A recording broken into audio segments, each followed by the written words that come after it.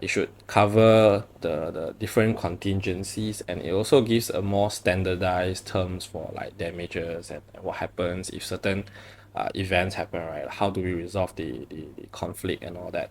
So I think that's number one, right? Invest in a good set of contracts. You can use it later on for your other projects.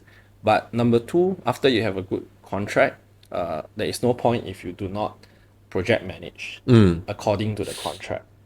Now, I think this is something that perhaps is kind of overlooked, in my opinion, is that in the buzz of getting multiple projects done, in the buzz of the busyness of dealing with all the different subcontractors, suppliers, vendors, and also meeting your clients' demands, really are there sufficient project management to make sure that your clients sign off on everything, right? I know it's painful, and sometimes you may feel, I think also because maybe just the Malaysian and Asian culture, right, is that we don't want to make things too difficult for our client. Right. Exactly. Yeah, we don't want to kind of be like, hey, we've done this, please sign. We've done this, please sign.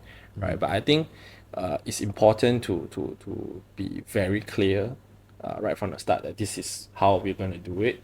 And the project manager or the supervisor needs to understand that this is important for the company, right, for that project to ensure a good completion, and there to be not no dispute.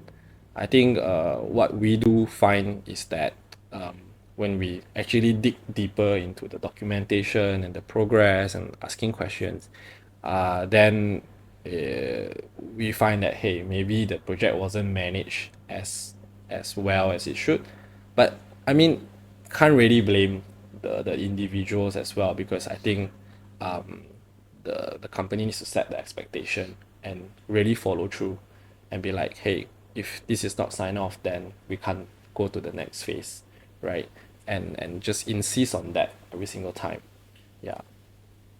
So would you say this is one of like the largest downfall of most documentation to litigation to Yes. Yes. arbitration 100%. and all? 100%. 100%. I mean, whatever the scale of the project is, I think the biggest downfall is the lack of, I would say, active project management. Active. Yeah. Not when things are done, or when issues starts arising or disputes start arising, then you're like, oh, okay, now please sign this document because I need to prove that I've done my job, right? So obviously belatedly, if you do it belatedly, then there might be some resistance, right? Because Yeah. people know, the counterpart knows that you're trying to now kind of catch me in this situation, right? Yeah, that makes sense. Yeah, Yeah. but if you do it like as a part of your SOP that is in the, and is provided in the contract, then there shouldn't be any resistance to it, you know. Even with the means of jeopardizing the timeline, because that's always the chicken and egg thing that I haven't gotten this paper done, but at the same time we are chasing for like a 25-day timeline period of construction.